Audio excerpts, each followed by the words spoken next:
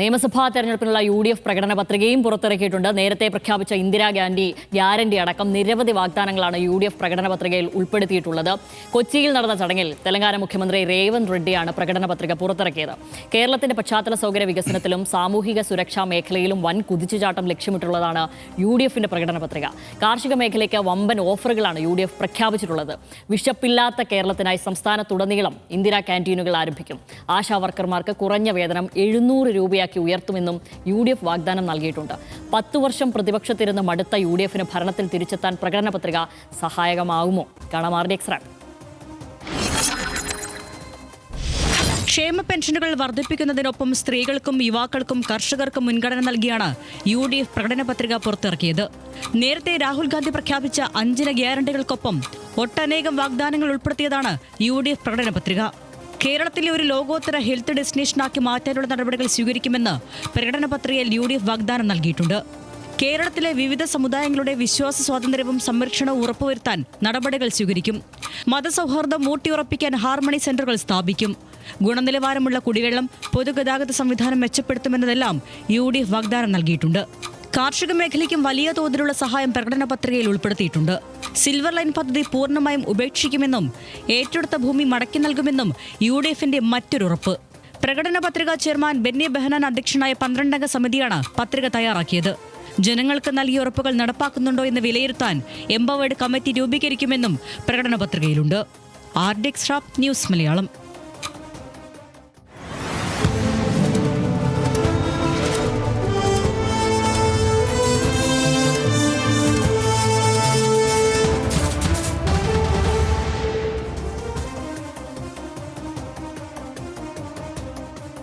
UDF പ്രകടന പത്രികയിലെ പ്രധാന വാഗ്ദാനങ്ങൾ എന്തൊക്കെയാണെന്ന് പരിശോധിച്ചു കഴിഞ്ഞാൽ സാമൂഹിക സുരക്ഷാ പെൻഷൻ 3000 രൂപയാക്കും. മുതിർന്ന പൗരന്മാരുടെ ക്ഷേമത്തിന് പ്രത്യേക വകുപ്പ്, സ്ത്രീകൾക്ക് KSRTC ബസ്സുകളിൽ സൗജന്യ യാത്ര, കോളേജ് വിദ്യാർത്ഥികൾക്ക് 1000 രൂപ പ്രതിമാസ ധനസഹായം, എല്ലാ കുടുംബങ്ങൾക്കും 25 ലക്ഷം രൂപ വരെ സൗജന്യ ആരോഗ്യ ഇൻഷുറൻസ്, യുവജനങ്ങൾക്ക് ബിസിനസ് ആരംഭിക്കാൻ 5 ലക്ഷം രൂപ പലിശരഹിത വായ്പ, 5 വർഷം കൊണ്ട് 5 ലക്ഷം പേർക്ക് വീട്. തിരുവനന്തപുരത്തും കോഴിക്കോടും ലൈറ്റ് മെട്രോ റെയിൽ പദ്ധതി, ഭിന്നശേഷി വകുപ്പ് രൂപീകരിക്കും. ഭിന്നശേഷിക്കാർക്ക് സാമൂഹ്യ സുരക്ഷാ പെൻഷന്റെ 25% കൂടുതൽ തുക നൽകും. ഏറ്റവും ദാരിദ്ര്യം അനുഭവിക്കുന്നവരെ കണ്ടെത്തി നവ ആശ്രയ പദ്ധതി ആരംഭിക്കും. പ്രത്യേക കാർഷിക ബജറ്റ് അവതരിപ്പിക്കും. റബ്ബറിന് താങ്ങുവില 300 രൂപയാക്കും. നെല്ലിന് 35 രൂപ സംഭരണ വിലയാക്കും. വിശപ്പുരഹിത കേരളം ഉറപ്പാക്കാൻ സംസ്ഥാനത്തുടനീളം ഇന്ദിരാ ക്യാൻറ്റീൻ ആരംഭിക്കും. ആശാ വർക്കർമാരുടെ ദിവസന വേതനം കുറഞ്ഞത് 700 രൂപയാക്കും. കാരുണ്യ ബെനവലന്റ് ഫണ്ട്, ശ്രുതി തരംഗം തുടങ്ങിയ പദ്ധതികൾ പുനരാരംഭിക്കും. BPL കുടുംബങ്ങളിലെ രോഗികൾക്കുള്ള ഡയാലിസിസ് സൗജന്യമാക്കും. ആരോഗ്യമേഖലയ്ക്കുള്ള ബജറ്റ് വിഹിതം വർദ്ധിപ്പിക്കും. ഉന്നത വിദ്യാഭ്യാസത്തെ അമിത രാഷ്ട്രീയവത്കരണത്തിൽ നിന്ന് മോചിപ്പിക്കും. ബ്രേക്ക് ദി ഡ്രഗ് ചെയിൻ പദ്ധതി വഴി കേരളത്തെ മയക്കുമരുന്ന് മുക്ത സംസ്ഥാനവുമാക്കും. മത്സ്യബന്ധന ബോട്ടുകൾ, KSRTC, ഓട്ടോറിക്ഷ തുടങ്ങിയവയ്ക്ക് ഇന്ധന സബ്സിഡി നൽകും. PSC സംവിധാനം കൂടുതൽ കുറ്റമറ്റതാക്കും. ഇനി ചില പ്രതികരണങ്ങൾ കൂടി പരിശോധിക്കുകയാണെങ്കിൽ UDF അധികാരത്തിൽ വന്നാൽ ഒരു കാരണവശാലും സിൽവർ ലൈൻ നടപ്പാക്കില്ലെന്ന് പ്രതിപക്ഷ നേതാവ് VD സതീശൻ പറഞ്ഞു. സിൽവർ ലൈനിനു വേണ്ടി പുറത്തിറക്കിയ ഭൂമി ഏറ്റെടുക്കൽ വിജ്ഞാപനം ഡീനോട്ടിഫൈ ചെയ്യുമെന്നും VD സതീശൻ കൂട്ടിച്ചേർത്തു. ആ പ്രതികരണത്തിലേക്ക്. ഞങ്ങൾ സിൽവർ ലൈൻ ഒരു കാരണവശാലും നടപ്പാക്കില്ല. ഞങ്ങൾ വന്നാൽ ഉടൻ തന്നെ സിൽവർ ലൈനിന് വേണ്ടി ഏറ്റെടുത്ത ഭൂമി ഡീനോട്ടിഫൈ അത് അവർക്ക് തിരിച്ചു കൊടുക്കും. തങ്ങൾ അധികാരത്തിൽ വന്ന ലൈഫ് മിഷൻ പദ്ധതി പരിഷ്കരിക്കുമെന്നും കിഫ്ബി പുനഃപരിശോധിക്കുമെന്നും കേരള ബാങ്കിന്റെ നടത്തിപ്പ് പുനരാലോചിക്കുമെന്നും VD സതീശൻ പറഞ്ഞു.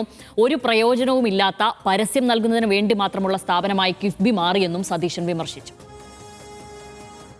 കിഫ്ബിയുടെ കാര്യം ഞങ്ങൾ പുനഃപരിശോധിക്കും. കാരണം ഒറ്റയടിക്ക് ഒരു പുതിയ ഗവൺമെന്റിന് തീരുമാനമെടുക്കാൻ പറ്റും. കമ്മിറ്റ്മെന്റ്സ് അല്ലേ. അപ്പം ഞങ്ങളത് റീവിസിറ്റ് ചെയ്യും. എന്താണ് അതിൽ ചെയ്യാൻ പറ്റുന്നതെന്ന്. കിഫ്ബി ഒരു പ്രയോജനമില്ലാത്ത സ്ഥാപനമായി മാറി. ഗവൺമെന്റിനെ പരസ്യം നടത്താൻ വേണ്ടിയിട്ടുള്ള ഒരു ഏജൻസി മാത്രമായിട്ട് കിഫ്ബി മാറി. കടം മേടിച്ചിട്ട് കോടിക്കണക്കിന് രൂപയുടെ പരസ്യം കിഫ്ബി വഴി കൊടുക്കുക. കിഫ്ബി എന്തിനാ പരസ്യം കൊടുക്കേണ്ട കാര്യം? സർക്കാരിന് വേണ്ടിയിട്ടുള്ള മുഴുവൻ പരസ്യങ്ങളും കിഫ്ബിയെ കൊണ്ട് ചെയ്യിപ്പിക്കുകയാണ്. ആ ബാധ്യത കൂടി സർക്കാരിൻ്റെ തലയിൽ വെച്ചിരിക്കുക. അതൊന്നും നടക്കില്ല.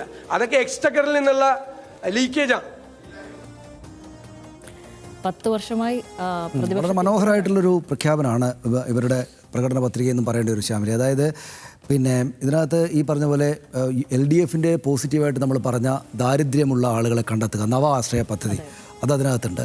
പിന്നെ ഈ പറഞ്ഞ ഏറ്റവും പ്രധാനപ്പെട്ട കാര്യം സ്ത്രീകൾക്ക് KSRTC സൗജന്യ യാത്ര എന്നത് ചെറിയ കാര്യമല്ല, അത് തീരെ ചെറിയ കാര്യമല്ല. അതായത് നമ്മളിപ്പോൾ തിരുവനന്തപുരത്തോ കൊല്ലത്തോ ഈ സാധാരണ രാവിലെ എഴുന്നേറ്റ് പുലർച്ചെ മത്സ്യത്തൊഴിലാളി മത്സ്യം വിൽക്കാനും മറ്റുമൊക്കെ പോകുന്ന സ്ത്രീകളെ കാണാം. അവരെല്ലാം ഈ വണ്ടിയിലാണ് പോകുന്നത്. അപ്പോൾ അത്തരം വണ്ടികളിൽ പണം കൊടുക്കാതെ യാത്ര ചെയ്യാം സ്ത്രീകൾക്ക് എന്നുള്ളത് അവരുടെ ജീവിതത്തെ വല്ലാത്ത തോതിൽ മെച്ചപ്പെടുത്തും. എന്ന് മാത്രമല്ല, തലശ്ശേരിയിൽ നിന്നോ കണ്ണൂരിൽ നിന്നോ കാസർഗോഡ് നിന്നോ തിരുവനന്തപുരത്തേക്ക് ഒരു ഇൻ്റർവ്യൂവിന് പോകുന്ന ഒരു പെൺകുട്ടിയെക്കുറിച്ച് ആലോചിച്ച് നോക്കുക. പഠിച്ചിട്ട് ആ കുട്ടി KSRTC വണ്ടിയിൽ കയറിയിരുന്നാൽ തിരുവനന്തപുരം വരെ ഒരു പൈസ കൊടുക്കാതെ പോകാം. അപ്പോൾ അത് വളരെ മനോഹരമായിട്ടുള്ളൊരു ഐഡിയ ആണ് അവർക്കുണ്ടായിരിക്കുന്നത്. അത് വളരെ ആ നിലക്ക് വളരെ സന്തോഷകരമായിട്ട് കാണണമെന്നാണ് എനിക്ക് തോന്നുന്നത്. പിന്നെ KSRTCക്ക് സാമ്പത്തിക ബുദ്ധിമുട്ടുണ്ടാകില്ല എന്നത് അതിനെ അവരെന്തെങ്കിലും കണ്ടിട്ടുണ്ടാവും. കാരണം ഒരു 40-40% വരുന്ന സ്ത്രീ ആളുകൾ യാത്രക്കാർ കൊടുക്കുന്ന പണം മുഴുവൻ ഇല്ലാതാവുമ്പോൾ അതെങ്ങനെയായിരിക്കും ഉണ്ടാവുക എന്നുള്ളത് അവരുടെ ഉള്ളിൽ ഐഡിയ ഉണ്ടാവും എന്തായാലും. പക്ഷേ അത് വളരെ നല്ല ഗംഭീരമായിട്ടുള്ളൊരു കാര്യമായിട്ട് എനിക്ക് തോന്നി. പിന്നെ BPL കുടുംബങ്ങളിലെ രോഗികൾക്ക് ഡയാലിസിസ് സൗജന്യമാക്കുമെന്ന പ്രഖ്യാപനം എനിക്ക് അതിഗംഭീരമായിട്ടുള്ളൊരു കാര്യമായിട്ട് തോന്നി. അതായത് അതിപ്പോൾ ഈ ഡയാലിസിസ് ഒക്കെ ഒരുപാട് ആളുകൾ ബുദ്ധിമുട്ടുകയാണ്. അതായത് ദാരിദ്ര്യത്തിനകത്ത് നമ്മൾ പറഞ്ഞില്ലേ, ഇപ്പോൾ പ്രായം ചെന്ന ആളുകളെ പറ്റി പറഞ്ഞ പോലെ രോഗികളുടെ വീടുകളിലെ ഏറ്റവും വലിയ ബുദ്ധിമുട്ടുകൾ ഇതാണ്. അപ്പോൾ അത് സൗജന്യമായിട്ട് നൽകും എന്ന് പറഞ്ഞത് ഇവരുടെ കണ്ണ്, UDFൻ്റെ കണ്ണ് ഏറ്റവും പാവപ്പെട്ട ഏറ്റവും ബുദ്ധിമുട്ട് അനുഭവിക്കുന്ന മനുഷ്യരിലേക്ക് കൂടെ ചെന്നെത്തിയിട്ടുണ്ട് എന്ന് മനസ്സിലാക്കി തരുന്ന ഒരു കാര്യമായിട്ട് എനിക്ക് തോന്നി. 25 ലക്ഷത്തിൻ്റെ ഇൻഷുറൻസ്, പിന്നെ 5 പദ്ധതികൾ അവർ പ്രഖ്യാപിച്ചിട്ടുണ്ടായിരുന്നു നേരത്തെ തന്നെയും. പിന്നെ വയനാട്ടിലൊരു ട്രൈബൽ സർവകലാശാല എന്നതിലും ഒരു ഐഡിയ വർക്ക് ചെയ്തിട്ടുണ്ട്. അവിടുന്ന് തന്നെ അങ്ങോട്ടും ഇങ്ങോട്ടും പോയി പഠിക്കാൻ പറ്റുന്ന ആളുകൾക്ക് വേണ്ട ഒരു സംവിധാനം അവിടെ ഉണ്ടാക്കും എന്നത് ഒരു പുതിയ കാര്യമാണ്. നമുക്ക് സർവകലാശാലകൾ വന്ന, പക്ഷേ അതൊരു പുതിയൊരു കാര്യമായിട്ട് എനിക്ക് തോന്നി. ലൈറ്റ് മെട്രോ പദ്ധതിയൊക്കെ അവർ പലപ്പോഴായിട്ട് പറഞ്ഞിട്ടുള്ള കാര്യമാണ്.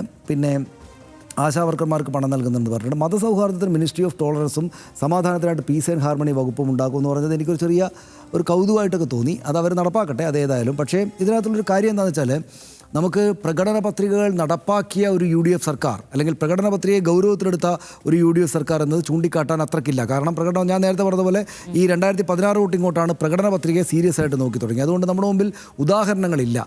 പക്ഷേ ഇവരുടെ മുന്നിൽ വെല്ലുവിളിയായിട്ട് 2 സർക്കാരുകളുടെ പ്രകടന പത്രിക നടപ്പാക്കലും അവരതിൻ്റെ പ്രോഗ്രസ് റിപ്പോർട്ട് വെച്ചതൊക്കെ ഉള്ളതുകൊണ്ട് രമേശ് ചെന്നിത്തലയും BD സതീശനും മറ്റുള്ള KC വേണുഗോപാലടക്കമുള്ള ഈ സംഘം ആകപ്പാടെ തന്നെയും ഇതിനെ വെല്ലുന്ന കാര്യങ്ങൾ ഞങ്ങൾ ചെയ്യണം എന്നൊരു ദൃഢനിശ്ചയത്തോടെയാണ് ഈ പ്രഖ്യാപിച്ചിട്ടുള്ളതെങ്കിൽ, അതിനു വേണ്ടിയിട്ടാണ് ഈ കാര്യങ്ങളെല്ലാം കണ്ടെത്തിയിട്ടുള്ളതെങ്കിൽ അവരുടെ ഫോക്കസ് നല്ല നിലക്കാണ്. ദാരിദ്ര്യമുള്ള സ്ഥലങ്ങളിലേക്ക് അവരുടെ കണ്ടെത്തിയിട്ടുണ്ട്, ഇൻഫ്രാസ്ട്രക്ചറിലേക്ക് അവരുടെ കണ്ടെത്തിയിട്ടുണ്ട്, വീടുകൾക്കകത്ത് ബുദ്ധിമുട്ട് അനുഭവിക്കുന്ന രോഗികളുള്ള ആളുകളിൽ നമ്മളെങ്ങനെ ഒരു സർക്കാർ ഇടപെടണം എന്നതിലേക്ക് അവരുടെ ഒരു ശ്രദ്ധയുണ്ട്. അപ്പോൾ സ്വാഭാവികമായിട്ടും മെച്ചപ്പെട്ട വളരെ ഗംഭീരമായിട്ടുള്ള കാര്യങ്ങൾ ഇതിനകത്തുണ്ടെന്നാണ് ഞാൻ വിചാരിക്കുന്നത്. നേർക്കുനേർ ചെന്ന് തൊടുന്ന ഈ പറയുന്ന KSRTCയിലെ ഫ്രീ യാത്ര പോലുള്ള കാര്യങ്ങളുണ്ട്. അപ്പോൾ അവരധികാരത്തിൽ വരികയാണെങ്കിൽ, ഇതൊക്കെ നടപ്പാക്കുകയാണെങ്കിൽ കേരളം ഇപ്പോൾ ഉള്ളതുപോലെ തന്നെ നല്ല മെച്ചപ്പെട്ട തോതിൽ മുന്നോട്ട് പോകുമെന്ന് പ്രതീക്ഷിക്കുന്നയാളാണ് ഞാൻ. തീർച്ചയായും ഇന്ദിരാ ഗ്യാരണ്ടി എന്ന 5 വാഗ്ദാനങ്ങളുമായി തെരഞ്ഞെടുപ്പ് ഗോതയിൽ ആദ്യം കളന്നെറിഞ്ഞ പാർട്ടിയാണ് കോൺഗ്രസ്. കർണാടകയിലും തെലങ്കാനയിലും പരീക്ഷിച്ചു വിജയിച്ച വനിതകൾക്കുള്ള സൗജന്യ യാത്രയടക്കമുള്ള മോഹന വാഗ്ദാനങ്ങളാണ് ഇതിലൂടെ കോൺഗ്രസ് മുന്നോട്ട് വെച്ചതും. ക്ഷേമ പെൻഷൻ 3000 രൂപയാക്കുമെന്നും ആശാപ്രവർത്തകർക്കുള്ള ദിവസവേതനം 700 രൂപയാക്കുമെന്നതടക്കമുള്ള ഒരു സമഗ്ര പ്രകടന പത്രികയാണ് ഇന്ന് കോൺഗ്രസ് പുറത്തിറക്കിയത്. പ്രകടന പത്രികയ്ക്ക് പുറമേ LDF നടപ്പിലാക്കിയ പല പദ്ധതികളും തങ്ങൾ അധികാരത്തിൽ വന്നാൽ പുനഃപരിശോധിക്കുമെന്നും UDF ഇന്ന് വ്യക്തമാക്കിയിട്ടുണ്ട്. എന്നാൽ ഇത് എങ്ങനെ പ്രാവർത്തികമാകുമെന്നൊക്കെ ഉള്ള വ്യക്തത വരുത്താൻ ഉണ്ട് താനും. എന്തായാലും കിഫ്ബിയെ തികച്ചും സർക്കാരിന്റെ പരസ്യം നൽകാനുള്ള സംവിധാനമായൊക്കെ വിമർശിക്കുമ്പോഴും തങ്ങൾ പ്രഖ്യാപിച്ച പദ്ധതികൾക്ക് ഫണ്ട് സമാഹരിക്കുന്നതിനുള്ള ഒരു ബദൽ മാർഗം UDF അവതരിപ്പിച്ചിട്ടില്ല എന്നതും കൗതുകകരമാണ്. എന്തായാലും കേരളം നിയമസഭാ തെരഞ്ഞെടുപ്പിൽ വിധിയെഴുതാൻ ഇനി 7 നാൾ മാത്രം ശേഷിക്കെ UDFന്റെ പ്രകടന പത്രിക വോട്ടർമാരിൽ എങ്ങനെ സ്വാധീനിക്കും ഉണ്ടാക്കും എന്ന് കണ്ടറിയണം.